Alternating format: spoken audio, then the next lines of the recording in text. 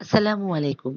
আজ মিঠি হঠাৎই আমাদের বাসায় এসেছিল সারাদিন আমাদের সাথে সুন্দর সময় কাটাবে বলে। মিঠিকে পেয়ে তো আমরা মহা খুশি। আমরা সারাদিন ঘরে খেললাম, দুপুরে খেলাম, এরপর খেয়ে কিছুক্ষণ রেস্ট নিলাম। এবার ঘুম থেকে উঠেই আমরা বের হলাম বাহিরে বিকেলে ঘুরতে যাব বলে, এবং ঘোরাঘুরি শেষে আমরা খেয়ে বাসায় আসবো এমনই একটা প্ল্যান আমরা করেছি। মিঠিকে নিয়ে বের হয়ে আমরা প্রথমে রিকশায় চাপলাম।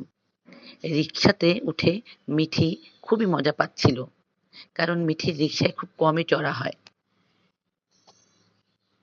রিকশা থেকে নেমে আমরা কিছুক্ষণ মাঠে, তারপর ফুটপাত ধরে হাঁটাহাঁটি করছিলাম।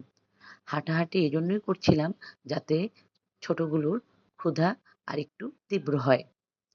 এবার হাঁটাহাঁটি শেষে আমরা রওনা দিলাম ফ্যামিলি ক্যাফের উদ্দেশ্যে। ফ্যামিলি ক্যাফেতে যাওয়ার পর দেখলাম নিচে সেখানে সব জায়গাগুলোই ফিল আপ।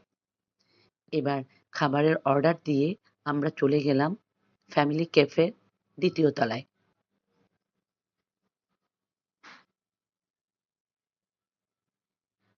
খাবার যেহেতু অর্ডার দিয়েছি, আসতে সময় হবে, সেজন্য কিছুক্ষণ বসে থাকার পর দোতলাতেই ছবি তোলার জন্য ওদের একটি জায়গা রাখা হয়েছে। সেখানে আমরা কিছু ছবি তুললাম, ভিডিও করলাম। এরপর যখন খাবার আসার সময় হলো, আমরা গিয়ে খাবার টেবিলে বসলাম। খাবার টেবিলে বসেও ওরা খুব দুষ্টুমি করছিল। ওরা আজ অনেক মজা পাচ্ছিল এবং দিনটিকে উপভোগ করছিল। এবার খাবার চলে এলো। আমি অর্ডার করেছিলাম ওদের পছন্দ মতোই খাবারগুলো। এবার ওদের খাইয়ে দিয়ে আমি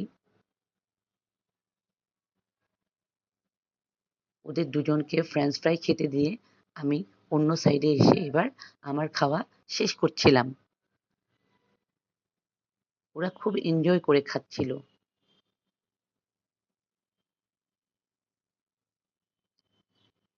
এবার খাওয়া শেষের দিকে, এবার আমরা বাসায় যাওয়ার পালা।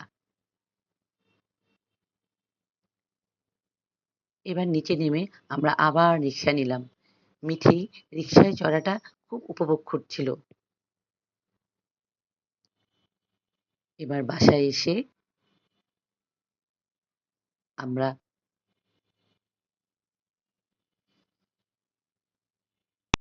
ফ্রেশ হয়ে কিছুক্ষণ রেস্ট নিয়ে পড়তে বসল। সেখানেও ওদের প্রতিযোগিতা চলছিল। দিনটি সত্যিই ওদের জন্য খুব আজ আনন্দদায়ক ছিল। লেখার পালা শেষ। এবার আরো কিছুক্ষণ খেলাধুলা করে এবার মিঠিকে বিদায় দেওয়ার পালা। মিঠির সাথে দেখা হবে অন্য আরেকদিন। আল্লাহ হাফেজ।